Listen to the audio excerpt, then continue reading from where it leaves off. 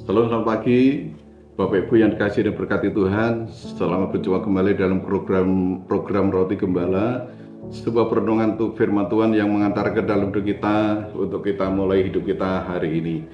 Firman Tuhan saya ambil dalam 1 Tesalonika pasal 5 ayat yang ketiga. 1 Tesalonika pasal 5 ayat yang ketiga, saya bacakan demikian firman Tuhan. Apabila mereka mengatakan semuanya damai dan aman, maka tiba-tiba mereka ditimpa oleh kebinasaan, seperti seorang perempuan yang hamil ditimpa oleh sakit bersalin. Mereka pasti tidak akan luput. Saudaraku, firman Tuhan saya berikan judul berjaga-jaga. Saudaraku yang dikasihi Tuhan, hari-hari ini kita melihat, kita mendengar berita-berita tentang situasi, kondisi baik di dalam negeri maupun di luar negeri. Peperangan terjadi di mana-mana, bencana alam terjadi di mana-mana, kejahatan-kejahatan yang merajalela terjadi di mana-mana, peredaran obat-obat terlarang yang sepertinya sudah tidak terkendali, korupsi, kejahatan, saudaraku, semuanya terjadi di depan kita dan kita diperhadapkan pada hal-hal yang sangat buruk di hari-hari ini. Karena itu saudaraku yang dikasihi oleh Tuhan, segala hal boleh terjadi dalam hidup kita dan akan terjadi kapan saja, bisa terjadi kapan saja dalam hidup kita hari-hari ini. Karena itu kita harus sadar dalam hidup kita perlu berjaga-jaga supaya apa saudaraku, ketika sesuatu apapun terjadi dalam hidup ini, kita menjadi orang-orang yang terus berada dalam kebenaran Tuhan. Firman Tuhan tadi mengatakan, apabila mengatakan semuanya damai, semuanya aman, tetapi tiba-tiba mereka ditimpa oleh kebinasaan. Saudaraku, apapun boleh terjadi, saya katakan dalam hidup kita, kapan saja tanpa kita ketahui. Karena itu, kita perlu berjaga-jaga dalam hidup kita. Tuhan Yesus memberikan perumpamaan tentang 10 gadis yang bijaksana dan yang bodoh. Di sana dikatakan ada yang bodoh dan ada yang bijaksana. 5 diantaranya yang gadis yang bijaksana. Mereka menyambut mempelai itu dengan persediaan minyak yang lengkap, dengan lentera, dengan lampunya, saudaraku. Dan ketika mempelai itu datang, maka dia siap masuk dalam perjamuan pesta. Tetapi 5 gadis yang bodoh, di sana dikatakan tidak punya persediaan minyak, dan ketika mempelai itu datang, sementara mereka pergi, maka mereka ditinggal. Karena itu saudaraku yang dikasihi Tuhan, ini mengingatkan kepada kita bahwa kita harus senantiasa berjaga-jaga, karena kita tidak tahu apapun yang terjadi dalam hidup kita, bahkan selangkah di depan kita tidak tahu, 1 jam di depan kita tidak tahu. Karena itu kita perlu berjaga-jaga dalam hidup ini. Saudaraku, firman Tuhan mengingatkan kepada kita tadi, semuanya orang mengatakan aman, tetapi tiba-tiba ditimpa oleh kebinasaan. Kita diingatkan oleh Tuhan supaya kita berjaga-jaga. Kita tidak tahu, saudaraku, kapan Tuhan datang, kapan kesempatan datang, bahkan kapan berkat Tuhan itu datang dalam hidup kita. Saudaraku, banyak orang hanya menantikan kedatangan Tuhan, tapi Tuhan juga bisa memberikan kesempatan itu datang dalam hidup kita. Tuhan bisa memberikan berkat itu datang kepada kita.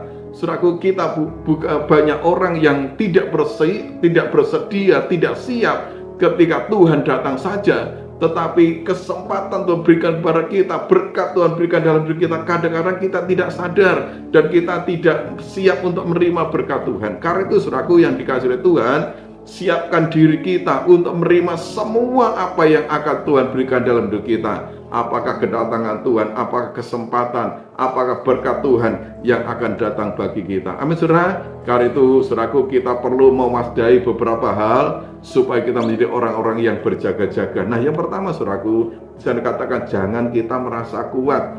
Waspadai dalam hidup kita saudaraku, dalam hal berjaga-jaga supaya kita jangan merasa kuat. 1 Korintus pasal 10 ayat 12, di sana dikatakan demikian. Sebab itu siapa yang menyangka bahwa ia teguh berdiri, hati-hatilah supaya ia jangan jatuh. Amin saudaraku, kita perlu hati-hati. Untuk apa saudaraku kita merasa kuat? Merasa kuat dalam hal apa? Mungkin kita punya harta, mungkin kita punya ilmu, punya kepandaian, punya kecakapan, punya keterampilan, punya potensi-potensi dalam hidup ini. Kadang-kadang itu membuat kita merasa mampu, kita merasa kuat, dan kita sepertinya tidak perlu Tuhan dalam hidup kita. Karena itu saudaraku yang dikasihi Tuhan, apapun yang Tuhan anugerahkan, karuniakan, Tuhan berikan dalam hidup kita, itu adalah perlengkapan hidup kita, tapi jangan sampai itu membuat kita kemudian kita merasa kuat dan kita tidak perlu Tuhan. Kita perlu terus mengandalkan Tuhan dalam hidup ini. Kita terus percayakan hidup kita kepada Tuhan supaya kita menjadi orang-orang yang berkenan kepada Tuhan. Saudaraku, yang kedua, saudaraku, apa yang harus kita waspadai, saudaraku, supaya kita tidak hidup dalam kegelapan, ya. Yang kedua, jangan kita hidup dalam kegelapan. Yang pertama, kita waspada untuk apa? Supaya kita jangan merasa kuat. Yang kedua, saudaraku, jangan kita hidup dalam kegelapan. Kenapa, saudaraku? Karena Tuhan sudah memindahkan kita sebagai orang-orang yang hidup dalam kegelapan kepada hidup di dalam terang Tuhan. 1 Tesalonika pasal 5 ayat 3-4 di sana dikatakan demikian. Tetapi kamu, saudara-saudara, kamu tidak hidup di dalam kegelapan, sehingga hari itu tiba-tiba mendatangi kamu seperti pencuri.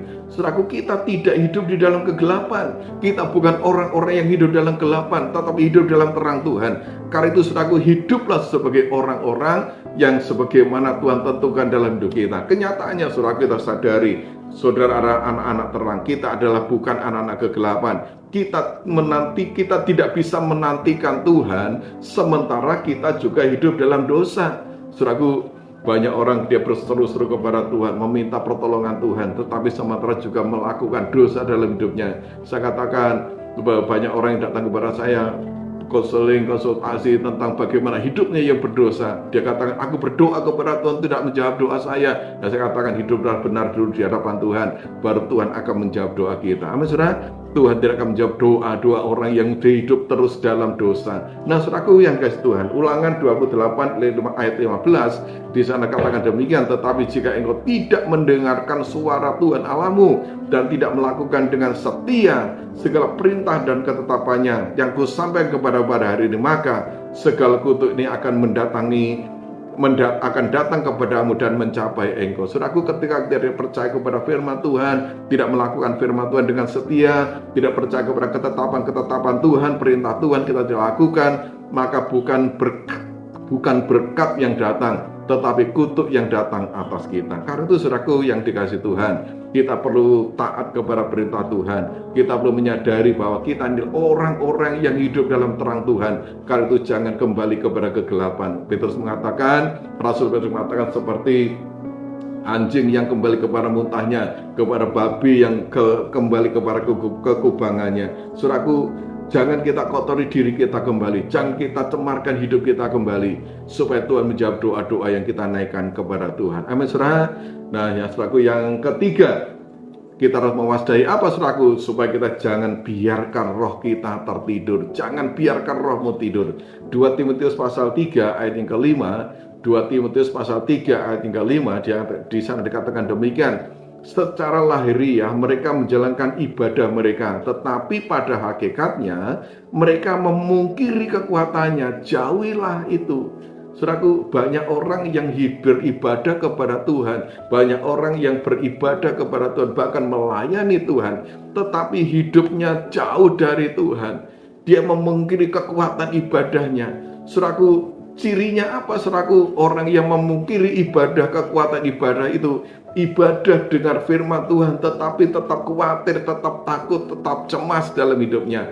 Saudaraku, kita dengar firman Tuhan setiap minggu, setiap hari kita baca firman Tuhan, tapi ketakutan, kecemasan, kekhawatiran terus menghimpit dalam diri kita. Firman katakan ketika kita beribadah, seharusnya iman kita semakin dikuatkan, semakin tumbuh dalam Tuhan. Kita semakin kokoh dalam hidup iman kita kepada Tuhan. Tetapi kenapa kita setiap beribadah tetap cemas, tetap khawatir? Karena kita memungkiri kekuatan ibadah. Ingat, saudaraku, dalam ayat lain katakan ibadah itu mengandung janji. Ketika kita beribadah, kita sedang mengandung janji Tuhan yang akan Tuhan nyatakan dalam hidup kita. Karena, saudaraku, ketika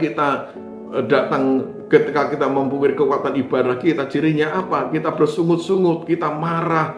Saudaraku, di mana roh kita ketika kita beribadah kepada Tuhan? Di mana jiwa kita ketika kita dengar firman Tuhan? Seharusnya kita semakin diperkuat, diperbaharui, diteguhkan oleh firman, oleh kebenaran, sehingga setiap kali kita ibadah, kita menjadi orang yang terus kuat di dalam Tuhan. Karena itu, saudaraku yang dikasihi Tuhan, jangan biarkan rohmu tertidur, ya. Jangan biarkan rohmu tertidur. Ibadah itu adalah membangun hubungan kita dengan Tuhan. pahami dulu arti ibadahmu, baru kita dapat memikirkan apa yang terbaik bagi Tuhan. Saudaraku, kalau kita tidak mengerti ibadah, esensi dari ibadah kita dulu, esensi dari ibadah, maka kita belum bisa memberikan yang terbaik bagi Tuhan. Banyak orang ngomong begini, saudaraku, saya datang kepada Tuhan, ibadah kepada Tuhan, saat tidak mendapatkan berkat. Saudaraku, ibadah itu waktunya kita memberi untuk Tuhan. Amin. Kita memberikan sesuatu bagi Tuhan, bukan kita menerima dari Tuhan. Kita memberikan hidup kita kepada Tuhan, pujian kita, penyembahan kita, hati kita untuk dibaharui oleh Tuhan. Itulah ibadah kita. Karena saudaraku yang dikasih Tuhan, jangan biarkan roh kita tertidur, tapi mari kita terus semangat di dalam Tuhan. 2 ayat terakhir saya bacakan demikian firman Tuhan. Itu sebabnya dikatakan, bangunlah hai kamu yang tidur, dan bangkitlah dari antara orang mati, dan Kristus akan bercahaya atas kamu. Amin, saudaraku. Ketika hari-hari ini kita kedapatan roh kita sedang tertidur, kita sedang terlena, firman Tuhan katakan, mari kita bangun hari ini. Ya, bangunlah kamu, bangkitlah, maka Kristus akan bercahaya atas hidup kita. Tuhan akan menerangi langkah hidup kita. Tuhan akan jelas menuntun langkah hidup kita. Saudaraku, disiplin kita terhadap Tuhan itu sangat penting. Saudaraku, saya ingat perjalanan bangsa Israel ketika di padang gurun dituntun oleh tiang awan dan tiang api, saudaraku. Tiang awan pada siang hari dan tiang awan pada siang hari dan tiang api pada malam hari. Itu tuntunan Tuhan bagi bangsa Israel. Dan ketika mereka hidup dalam tuntunan Tuhan, maka dia harus mengikuti cara Tuhan, bergerak seturut dengan kehendak Tuhan. Ketika kita tidak mau bergerak, maka kita akan ketinggalan. Karena itu saudaraku Tuhan, bangkitlah, bangkitkan roh kita untuk mengikuti rancangan Tuhan itu dalam hidup kita. Roma 12 ayat yang ke-11 ya, di sana katakan demikian, janganlah hendaknya kerajinanmu kendor, biarlah rohmu menyala-nyala dan layanilah Tuhan. Amin, saudaraku. Mari kita berikan hati kita hari ini untuk Tuhan. Kita mau hidup benar, waspada, berjaga-jaga. Hari-hari yang kita hadapi mungkin semakin sulit, semakin sukar, penuh dengan tantangan dan pergumulan. Tetapi yakinlah, ketika kita waspadai dalam hidup kita waspada, kita sadar, kita berjaga-jaga, maka kita aman dalam perlindungan Tuhan. Amin. Kita sangat yakin Tuhan menyediakan segala berkat yang terbaik dalam hidup kita. Amin. Mari kita berdoa. Kami bersyukur, berterima kasih buat kebaikan Tuhan. Firman-Mu yang mengingatkan kami supaya kami terus berjaga-jaga dalam kondisi apapun dalam hidup kami, Tuhan. Karena kami tidak tahu apa yang terjadi dalam hidup kami ke depan, namun kami percaya tuntunan Tuhan, berkat Tuhan ada dalam hidup kami. Terima kasih Bapa. Roh Kudus menterangkan firman-Mu, ajar kami taat setia, percaya melakukannya, supaya apa yang Tuhan janjikan itu boleh tergenapi dalam hidup kami. Kami akan sepanjang hari dalam atas kami. Roh Kudus menyertai kami, terangi jalan langkah hidup kami, supaya kami senantiasa hidup dalam kebenaran Tuhan dan kepercaya berkat Tuhan yang menyertai kami. Dalam nama Tuhan Yesus kami sudah berdoa. Semua percaya katakan amin. Selamat pagi, Tuhan memberkati kita semua.